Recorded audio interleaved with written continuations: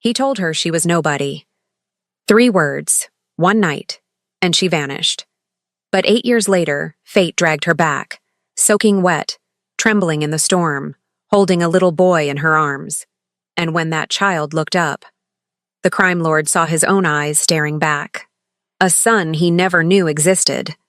A secret she kept for 8 years. A choice that will destroy him, or save him. This is the story of the man who had everything, except the family he threw away. Stay until the end. This will break you. The rain fell like a punishment. It crashed against the marble steps of the Shangri-La Hotel in downtown Chicago, turning the city into a blur of neon and shadows. Inside, the private dining room on the penthouse floor was silent except for the soft clink of crystal and the low hum of power. Min-Jun Kim sat at the head of the long table, his dark suit sharp as a blade, his presence a warning. At 32, he was the youngest head of the Korean underground syndicate in America, a man whose name made politicians sweat and rival families disappear. He didn't smile. He didn't need to. Across from him, 6 men in tailored black waited for orders. They knew better than to speak first. Min-Jun's fingers drummed once against the glass of whiskey in his hand. Once was enough. The shipment arrives Thursday, he said, his voice low and final. No delays, no mistakes. Yes, sir. Dismissed. They rose like shadows and left without sound. Alone now, Min-Jun stared at the rain beyond the floor-to-ceiling windows. The city looked small from up here, fragile, like everything else. A soft knock interrupted his thoughts. Mr. Kim, a voice said from the doorway. Your guest has arrived. He turned his head slightly, enough to acknowledge, not enough to care. But then she walked in, and the air changed. Her name was Lila. 24 years old, dark skin glowing against the white uniform of the hotel staff, eyes that held something Min-Jun hadn't seen in years. Defiance mixed with exhaustion. She carried a tray of appetizers with the grace of someone who'd learned to disappear into rooms like this. But she didn't disappear to him. She set the tray down without a word, her movements careful, professional. Min-Jun watched her. You're new, he said. It wasn't a question. Lila glanced up briefly, meeting his gaze for just a second before looking away. I started last week. You don't belong here. Her jaw tightened, but she said nothing. Look at me. Slowly, reluctantly, she did. Min-Jun leaned back in his chair, studying her like she was a puzzle he didn't have time to solve but couldn't ignore. What's your name? Lila. Lila, he repeated, tasting the sound. You're too smart to be serving drinks. She blinked, surprised. Then something flickered in her expression. Pride, maybe. Or anger. I'm working 2 jobs to finish nursing school, she said quietly. This pays better than the diner. Min-Jun's lips curved slightly, not quite a smile. Ambition. Survival, she corrected. For a moment, they looked at each other. Him, a king made of ice and violence. Her, a woman carved from resilience and hope. Then she turned to leave. Wait. Lila stopped, her hand on the doorframe. Come back when your shift ends, Min-Jun said. I want to talk to you. She looked over her shoulder, confusion crossing her face. Why? Because I said so. It should have sounded cold. It should have felt like a threat. But something in his voice was different. Softer, almost, curious. Lila hesitated, then nodded once and left. Min-Jun watched her go, his whiskey forgotten. He didn't know it yet.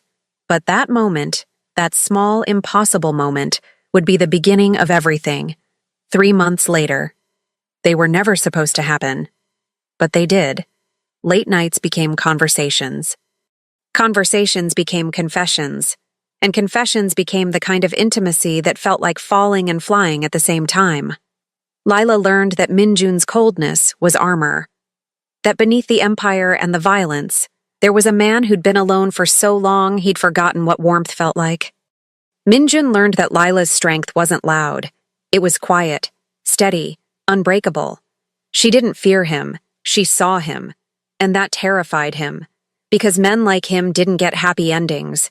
They got empires. They got power. They got fear. But not love. Never love. The night it ended, the rain was falling again. Lila stood in Minjun's penthouse, her heart pounding, her hands trembling as she held the small white stick in her palm. Positive. She was pregnant. For weeks she'd been scared to tell him, scared of what it meant, scared of what he'd say. But tonight, she decided she had to. "Minjun?" she whispered as he walked through the door, exhaustion etched into his face from another late meeting with the families. He looked at her, his expression unreadable. "What is it?" She stepped forward, her voice shaking. "I need to tell you something." "Then tell me." Lila took a breath. "I'm pregnant." The silence that followed was deafening. Minjun's face didn't change. He didn't move.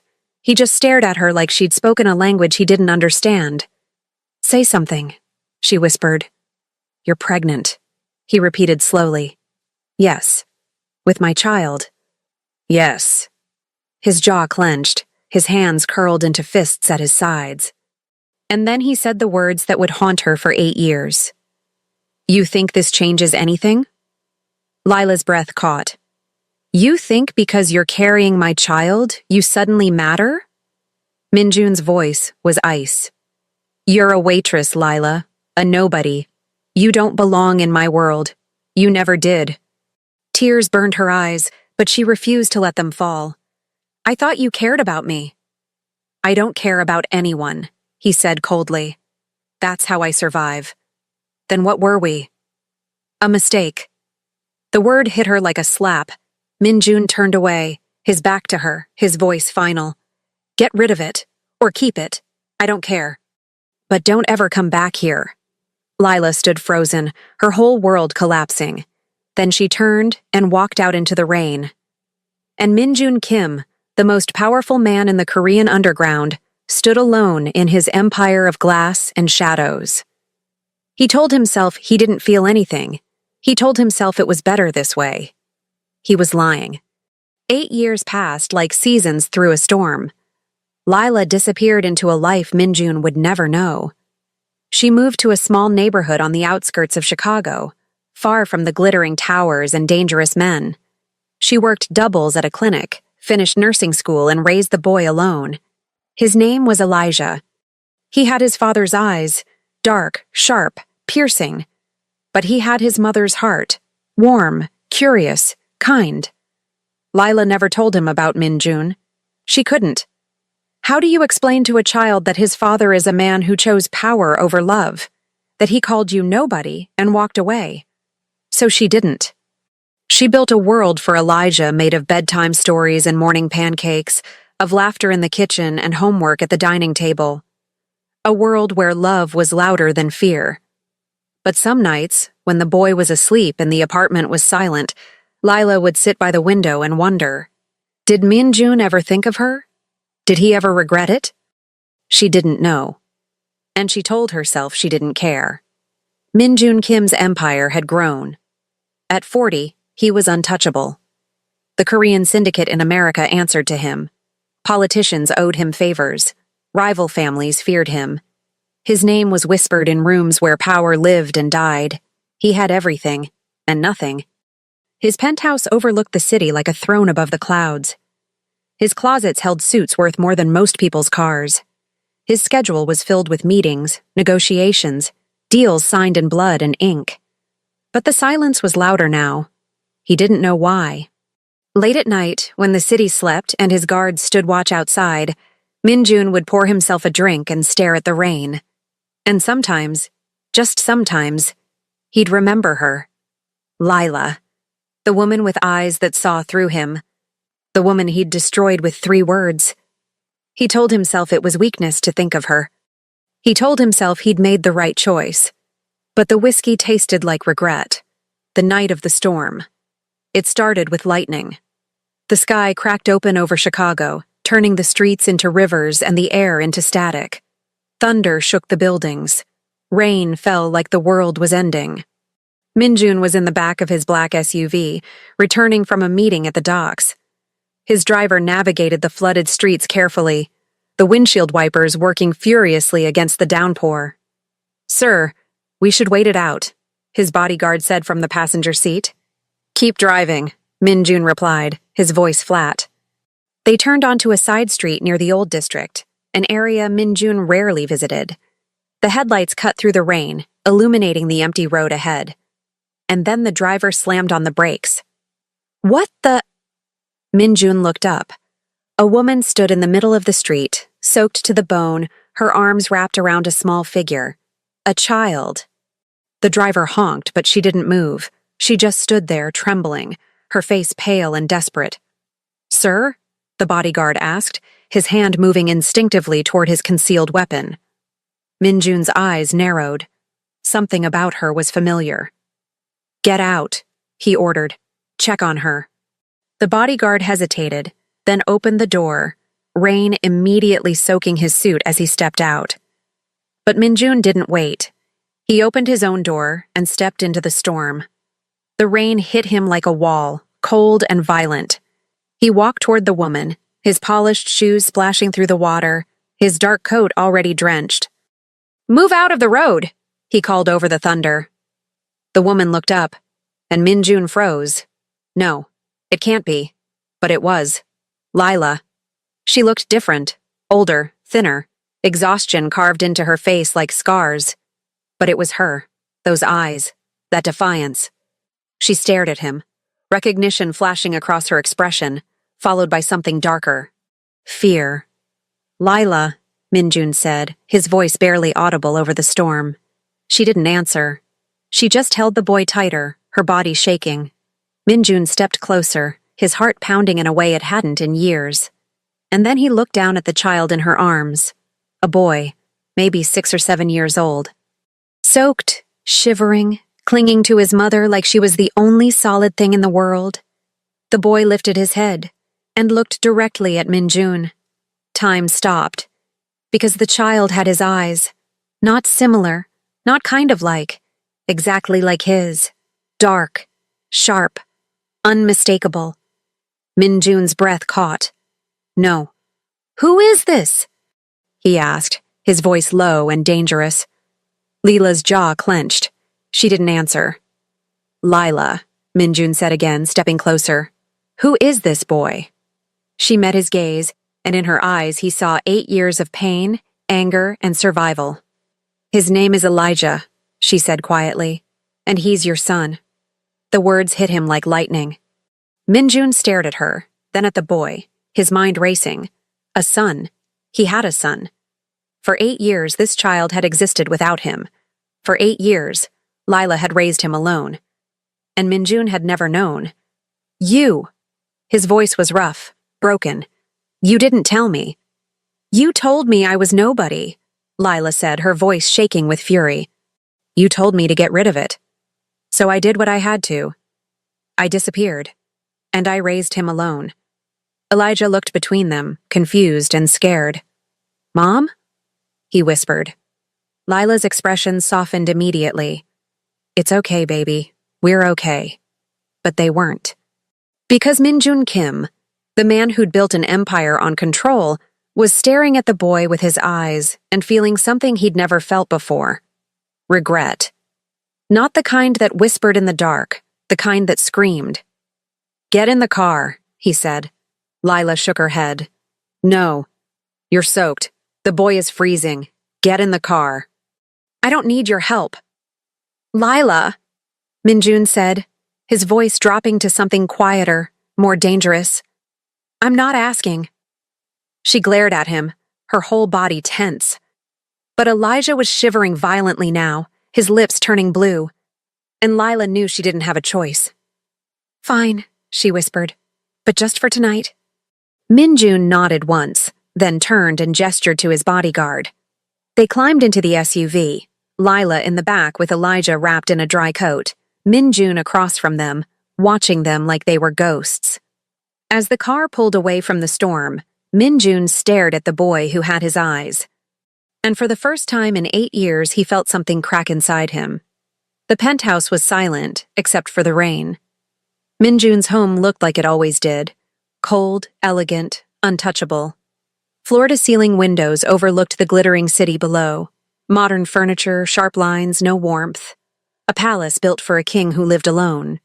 Lila stood in the middle of the living room, holding Elijah close, her wet clothes dripping onto the marble floor. She hated this place. She hated the memories. Minjun appeared from the hallway, carrying towels and a set of dry clothes. He set them on the couch without a word, then stepped back, his hands sliding into his pockets. "Bathroom's down the hall," he said quietly. "Get the boy warm." Lila didn't move. She just stared at him, her eyes burning with anger and exhaustion. "Why did you bring us here?" she asked. "Because you were standing in the middle of a storm." "I've been standing in storms for 8 years, Lila shot back. "I didn't need you then. I don't need you now." Minjun's jaw tightened. "You're still as stubborn as I remember. And you're still as cold." Elijah shifted in her arms, his small voice breaking through the tension. "Mom, I'm cold." Lila's expression softened immediately. "Okay, baby, let's get you warmed up." She carried him toward the bathroom, leaving Minjun standing alone in the living room. He stood there for a long time, staring at the space where she'd been. Wait, if you're married or in a relationship, this message is for you. Do you feel like he doesn't really see you anymore? Like no matter what you do, he's distant, distracted. Almost like you're strangers under the same roof? The more time passes, the colder it feels. The laughter, the closeness, it's fading. And deep down you're scared. Scared that the connection you once had is slipping away. But it doesn't have to be this way. There is a path to being noticed, to being desired, to feeling close again. Scan the QR code now and take the first step. Don't wait. This moment, it's yours if you act. Then he turned and poured himself a drink. 20 minutes later, Elijah sat on the couch wrapped in a blanket, his dark hair still damp, his eyes wide as he looked around the massive apartment. "Is this your house?" he asked Minjun quietly. Minjun, sitting across from him in the armchair, nodded once. "Yes. It's really big." "It is." Elijah tilted his head, studying him with the kind of unfiltered curiosity only children have. "Are you a businessman?" Minjun's lips curved slightly. "Something like that." "Mom says businessmen work a lot." "Your mother's right. Do you have kids?" The question hit harder than it should have. Minjun's gaze lingered on the boy, on the sharp lines of his face, the dark eyes, the quiet intelligence already forming in someone so young. "I do now," he said softly. Elijah frowned, confused. "What do you mean?" Before Minjun could answer, Lila emerged from the hallway, dressed in dry clothes that were too big for her. One of Minjun's shirts and sweatpants. Her hair was pulled back, her face bare. She looked younger, softer, and for a moment, Minjun couldn't breathe. "Elijah, come here," Lila said gently. The boy climbed off the couch and ran to her, wrapping his arms around her waist. Lila looked at Minjun, her expression guarded. "We'll leave in the morning. You'll stay as long as you need to. We don't need anything from you." Minjun stood, crossing the room until he was just a few feet away. His voice was low, controlled. "He's my son." "He's my son," Lila corrected, her voice sharp. "I'm the one who stayed up all night when he had a fever. I'm the one who taught him to read. I'm the one who held him when he asked why he didn't have a father." Minjun's hands curled into fists. "Because you didn't tell me. You told me to get rid of him." Lila's voice broke, raw with pain. "You called me nobody. What was I supposed to do? Come crawling back?" "Yes," Minjun said, his voice rough. "You should have told me." "Why?" Lila laughed bitterly. "So you could reject him too?" "I would never." "You already did," Lila whispered. "The moment you rejected me, you rejected him." The silence that followed was suffocating. Elijah looked between them, his small face filled with confusion and fear. "Mom?" he whispered. "Are you mad at him?" Lila's expression crumbled. She knelt down, pulling Elijah into her arms. "No, baby, I'm not mad. I'm just tired." Minjun watched them, something breaking inside him. He'd destroyed entire families. He'd built an empire on fear. He'd made men beg for mercy. But watching his son cling to a woman he'd once thrown away, That was the first time Minjun Kim felt powerless. Late that night, Elijah was asleep in the guest bedroom, tucked under blankets too expensive for a child who'd never had anything. Lila sat on the couch, staring out at the city lights, her arms wrapped around herself. Minjun stood by the window, his reflection ghostly in the glass. "I didn't know," he said quietly. Lila didn't look at him. Would it have mattered? Yes.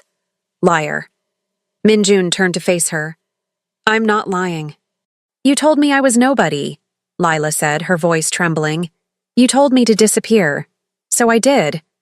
I built a life for him. A good life. Without you. I was wrong." Lila finally looked at him, tears shining in her eyes. "You think saying you were wrong fixes 8 years?" "No," Minjun admitted, "but I'm saying it anyway." She laughed bitterly.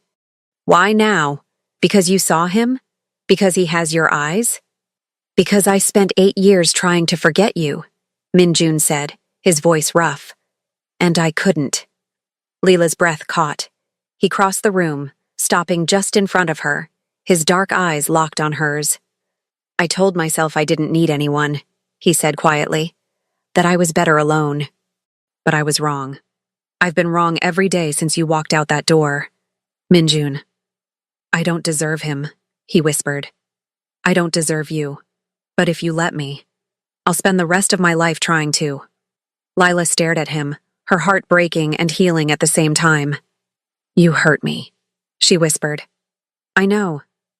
You broke me. I know. And now you want to be his father?" Minjun's jaw clenched. "Yes. Why should I believe you won't walk away again?" "Because I've lived without you," Minjun said, his voice cracking. "And it's the only thing that's ever scared me." Tears spilled down Lila's cheeks. And for the first time in 8 years, she let herself hope. But hope is dangerous, because some lines can't be uncrossed, and some choices cost everything. Morning came too soon. Sunlight poured through the floor-to-ceiling windows, turning the penthouse into gold. Elijah woke first, padding barefoot into the living room with the blanket still wrapped around his shoulders. Minjun was already awake, sitting at the dining table with a laptop open and a cup of black coffee growing cold beside him. He looked up when he heard the small footsteps. For a moment, they just stared at each other. Father and son. Strangers. "Good morning," Minjun said quietly. Elijah nodded, shy. "Morning. Are you hungry?" The boy hesitated, then nodded again. Minjun closed the laptop and stood. "Come with me." They walked into the kitchen together, a space so pristine it looked like no one had ever cooked in it. Because no one had. Minjun didn't cook. He had chefs, assistants, people who handled things like food. But this morning, those people weren't here. It was just him and the boy. Minjun opened the refrigerator, staring at its contents like they were written in a foreign language. Eggs, milk, bread, fruit. Simple things. Things he hadn't touched in years. "Do you like pancakes?" he asked. Elijah's eyes lit up. "Mom makes the best pancakes." Minjun's chest tightened. "I'm not as good as your mother." "That's okay," Elijah said softly. "You can try." So he did. Minjun Kim, crime lord, underground king, man who'd never failed at anything, struggled to make pancakes for his 7-year-old son. He burned the first batch. The second was too thin. The third was lopsided. But Elijah sat at the counter, watching with wide eyes, and when Minjun finally slid a plate in front of him, the boy smiled. "Thank you," Elijah said. And Minjun realized he'd never heard anything more important. Lila found them like that. Her son eating pancakes.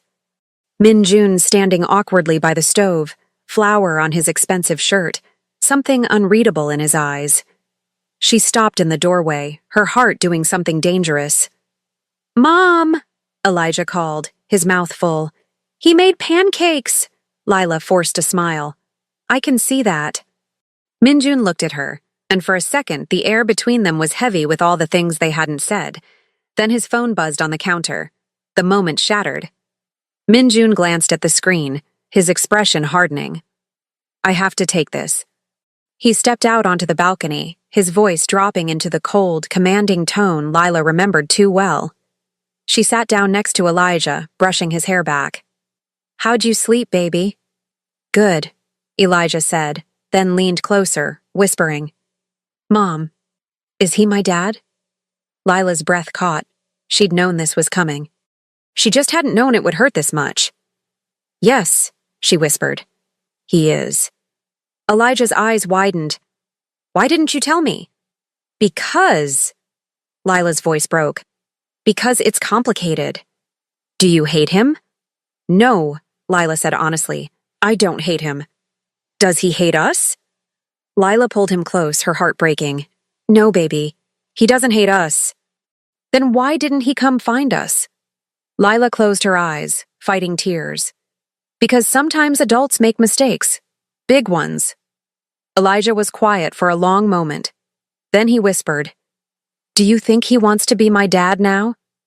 Before Lila could answer, Minjun stepped back inside, his face grim. "We need to talk," he said. Lila sent Elijah to watch TV in the guest room, then followed Minjun into his office, a space as cold and controlled as the rest of his life. He closed the door behind them. "What's going on?"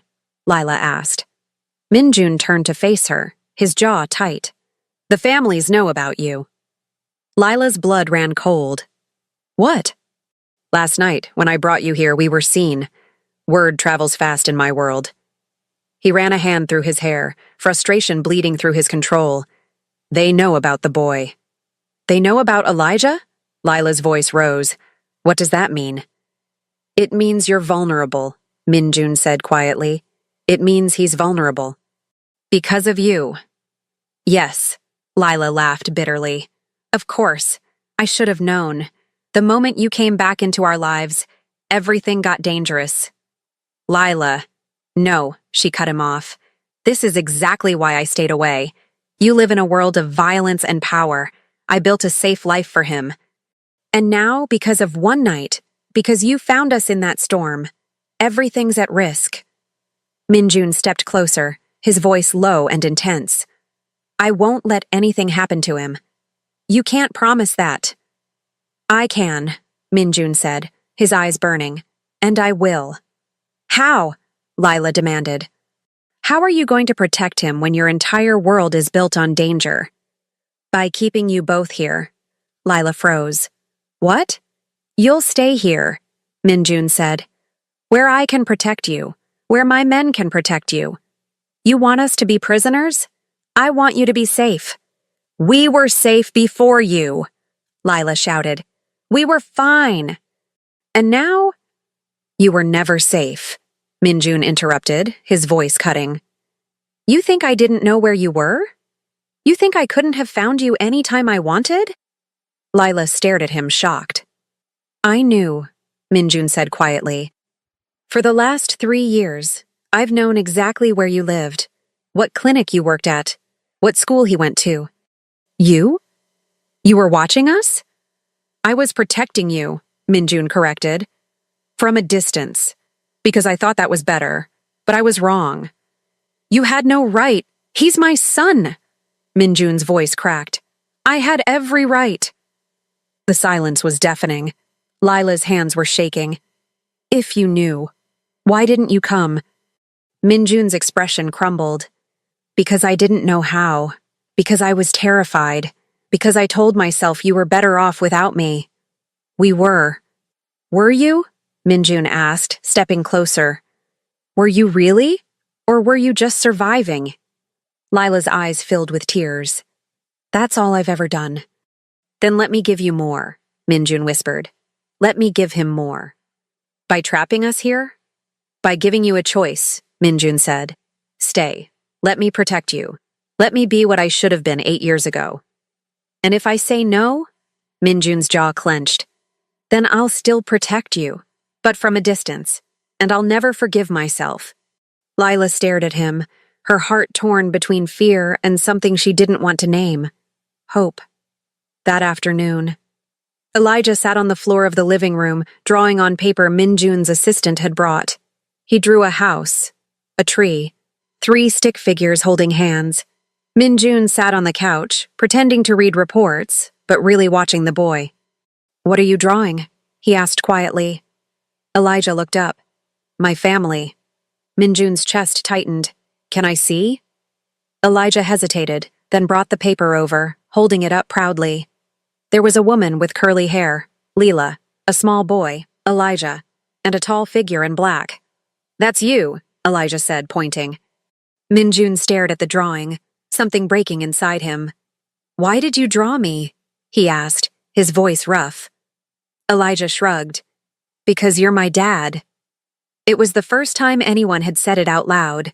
Min-jun's vision blurred. He reached out slowly, carefully, like the boy might disappear if he moved too fast.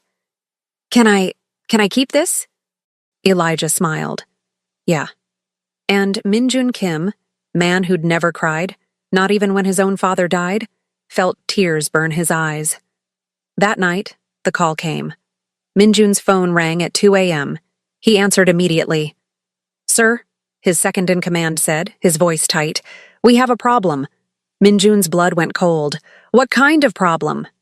"The Zhao family. They're demanding a meeting. They say if you don't come alone, they'll consider it an act of war." Min-jun's jaw clenched. The Zhao family, one of the most dangerous rival syndicates in the city. "When?" "Tomorrow night. The old docks." Min-jun closed his eyes. He knew what this was. A test, a threat, a choice. "Tell them I'll be there," he said quietly. He hung up and stood in the darkness of his bedroom, staring at the door that separated him from the guest room where Lila and Elijah slept. He'd spent his whole life building power, but power meant nothing if he couldn't protect the only two people who mattered. And tomorrow night, he'd have to choose. Empire or family? War or heart? The next day passed like a countdown. Min-jun moved through his empire with his usual precision, calls, meetings, orders delivered in that voice that made men obey without question. But inside, he was breaking. Because tonight, he'd walk into a room full of men who wanted him dead. Men who saw his son as a weakness. Men who would use Elijah to destroy him. And for the first time in his life, Min-jun was afraid. Not of dying. He'd never feared death, but of leaving them behind. Lila watched him all day. She saw the tension in his shoulders, the way his hands curled into fists when he thought no one was looking, the way he stared at Elijah like he was memorizing him. Something was wrong. That evening, after Elijah went to bed, she found Min-jun on the balcony, staring at the city like it was a kingdom he was about to lose. "Tell me," Lila said quietly. Min-jun didn't turn around. "Tell you what?" "Whatever you're not saying." He was silent for a long moment. Then he finally spoke, his voice low. "I have a meeting tonight." "So?" "A dangerous one." Lila's heart dropped. "How dangerous?" "The kind where I might not come back." "Min-jun."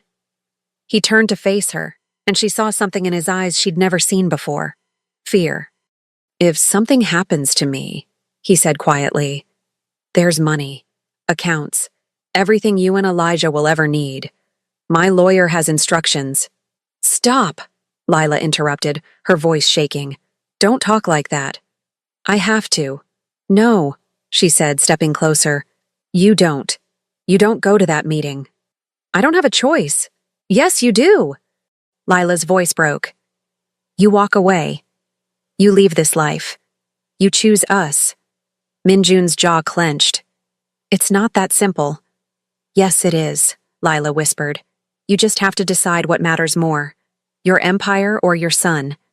Min-jun stared at her, his hands curling into fists. "You think I don't know that?" "Then prove it," Lila said, tears streaming down her face. "Don't go." "If I don't go, they'll come here," Min-jun said, his voice rough. "They'll come for you, for him, and I won't be able to stop them." "So what do? "We run." Lila froze. "What?" Min-jun stepped closer, his eyes intense. "We disappear. Tonight. I have resources. Safe houses, new identities. We leave everything behind and we go somewhere they'll never find us." "You'd give up everything?" Lila whispered. "I already lost everything once," Min-jun said. his voice cracking. When I lost you. I won't make that mistake again. Lila's breath caught. I'm choosing you, Minjun whispered. Both of you. I'm choosing family. And for the first time in 8 years, Lila believed him. 2 hours later, Minjun moved fast. He called his most trusted men, the ones who'd die for him. He gave orders in code, activated protocols he'd built for exactly this scenario. Money transferred to untraceable accounts, documents forged, escape routes secured. He was dismantling his empire piece by piece, and he didn't hesitate. Lila packed quickly, waking Elijah gently. Baby, we're going on a trip. Now? Elijah rubbed his eyes, confused. Yes, now. It's an adventure. Is he coming? Elijah asked, looking at Minjun. Lila glanced at Minjun, who stood in the doorway, watching them with something raw and vulnerable in his eyes. Yes, Lila whispered. He's coming with us. Elijah smiled sleepily. Good. They were 30 minutes from leaving when Minjun's phone rang. He looked at the screen and his blood turned to ice. Unknown number. He answered. Yes. Mr. Kim, a cold voice said. Change of plans. The meeting's been moved. Where? Your building, lobby, right now. Minjun's heart stopped. What? We're already here, the voice said. And we're not alone. You have 5 minutes. Come down or we come up. The line went dead. Minjun stood frozen, his mind racing. They were here. In his building, where Lila and Elijah were. What's wrong?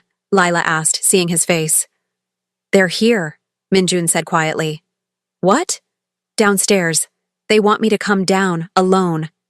Then we run, Lila said desperately. We go now. They'll stop us, Minjun interrupted. They have men at every exit.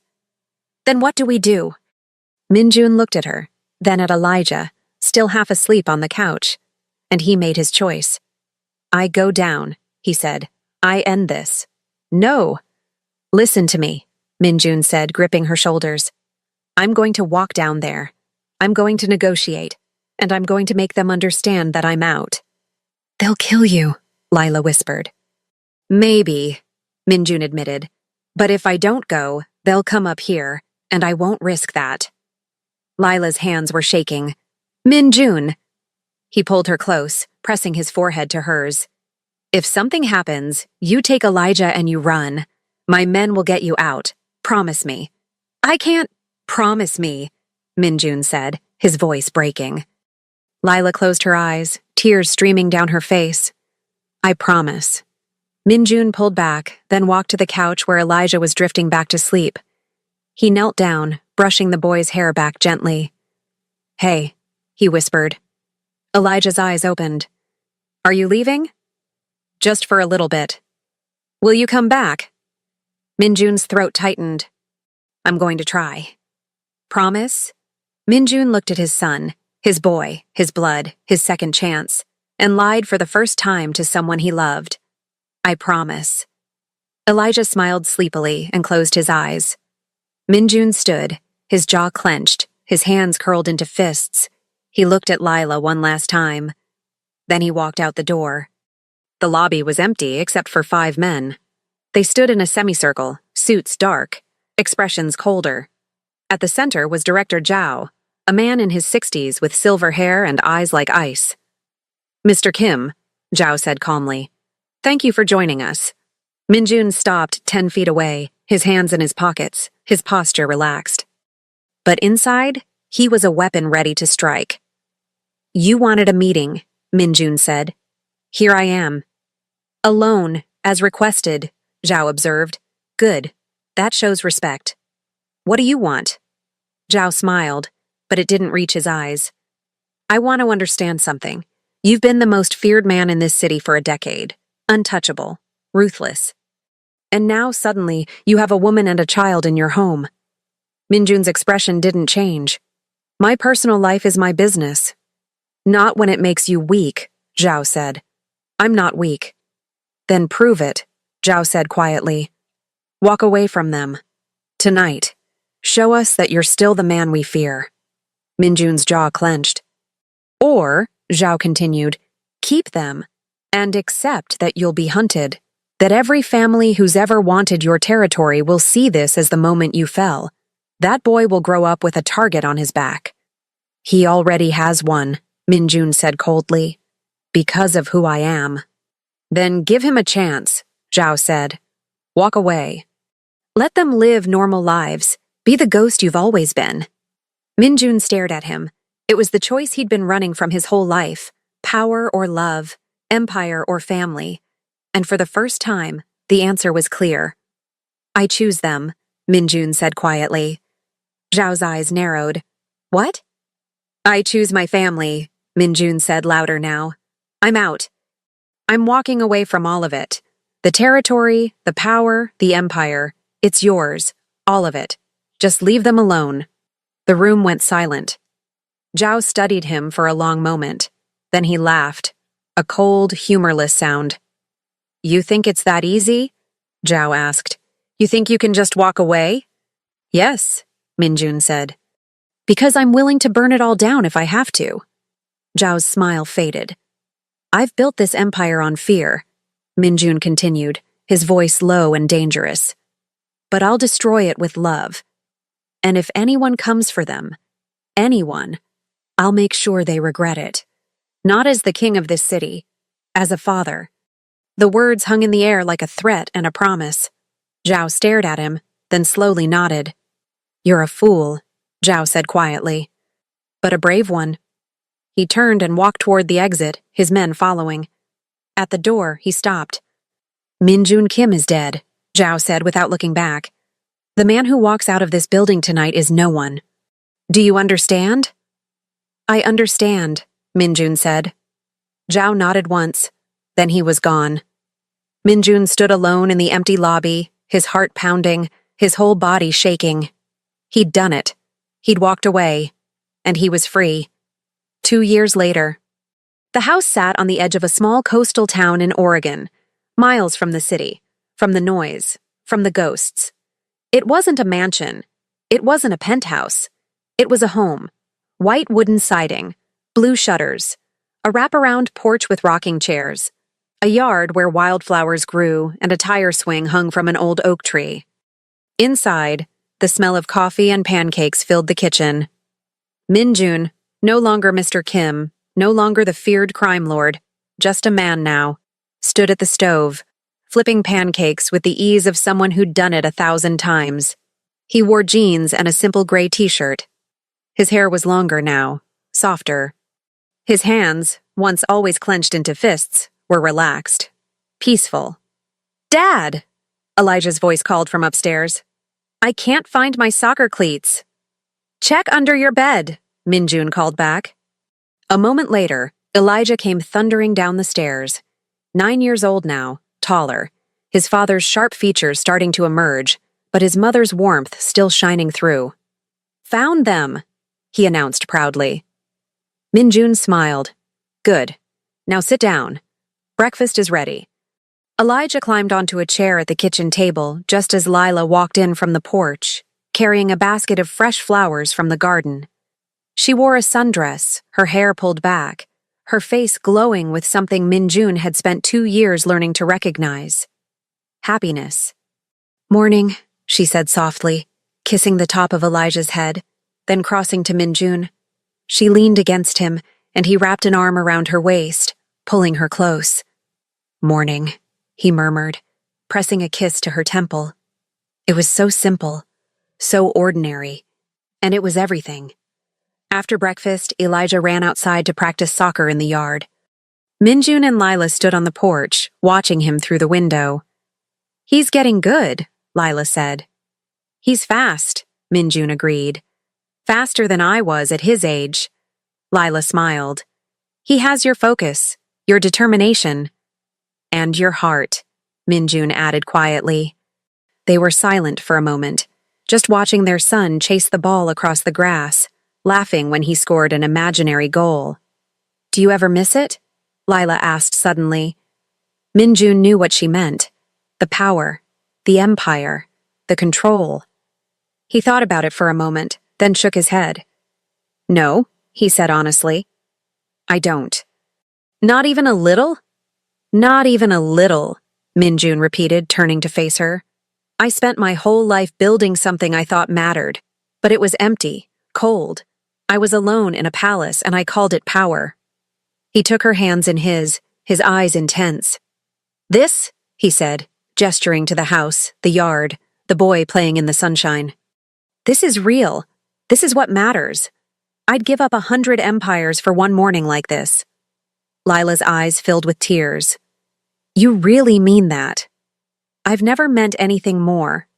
She leaned up and kissed him, soft, slow, full of all the years they'd lost and all the years they'd found. When they pulled apart, Minjun rested his forehead against hers. Thank you, he whispered. For what?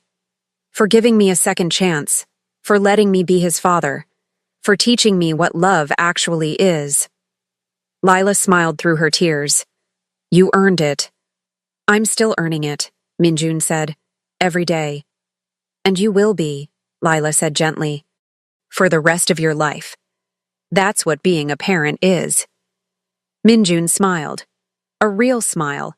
The kind he'd never known how to give before. I can live with that. That afternoon, they went to the beach. The Oregon coast was wild and beautiful, waves crashing against black rocks, seagulls crying overhead, the wind carrying the smell of salt and freedom. Elijah ran ahead, his shoes kicked off, his feet splashing through the shallow surf.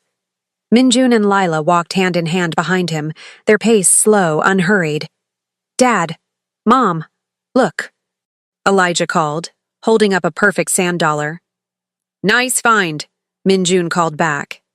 Elijah grinned and kept searching, his small figure a silhouette against the endless ocean. Lila leaned her head on Minjun's shoulder. He's happy. So am I, Minjun said quietly. And he meant it. For the first time in his life, Minjun Kim was happy. Not satisfied, not powerful, not feared. Happy.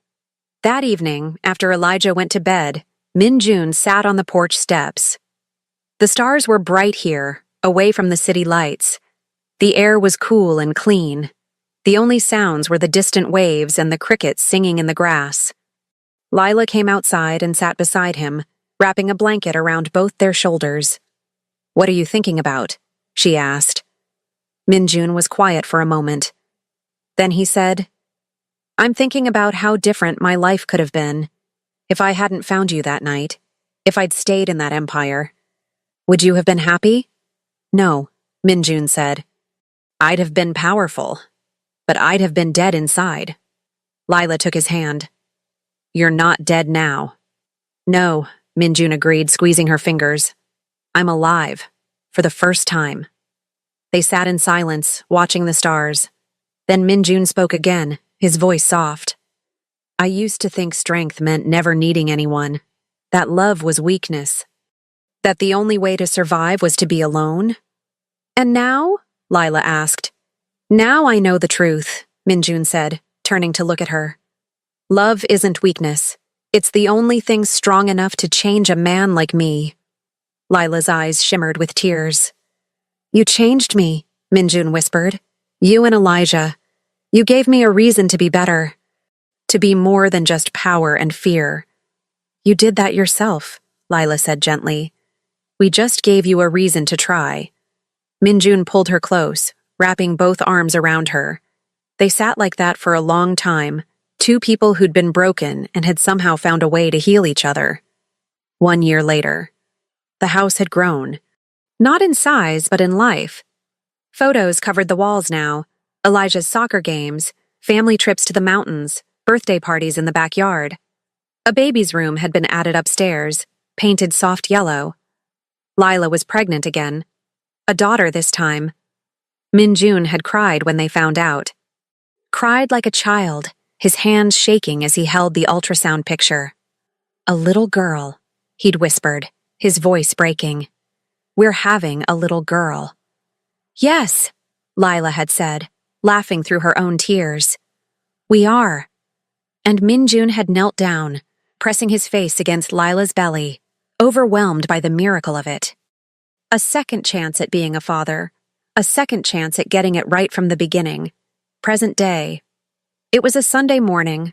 The family sat around the breakfast table, Minjun, Lila, Elijah, now 10, and baby Maya, 6 months old, giggling in her high chair. Sun streamed through the windows. The radio played softly in the background. The smell of bacon and eggs filled the air. Elijah was telling a story about school, his hands waving dramatically. Maya was reaching for Cheerios, her face covered in mashed banana. Lila was laughing at something Elijah said. And Minjun sat at the head of the table watching all of them, his heart so full it hurt. This was his empire now. Not territory or power or fear, but love, family, home. And it was worth more than all the kingdoms in the world. Later that afternoon, Minjun found Elijah in the backyard, sitting under the oak tree. He looked serious, his young face thoughtful. Minjun sat down beside him. "What's on your mind?" Elijah was quiet for a moment. Then he said, "Dad, I know you weren't always here." Minjun's chest tightened. "No, I wasn't.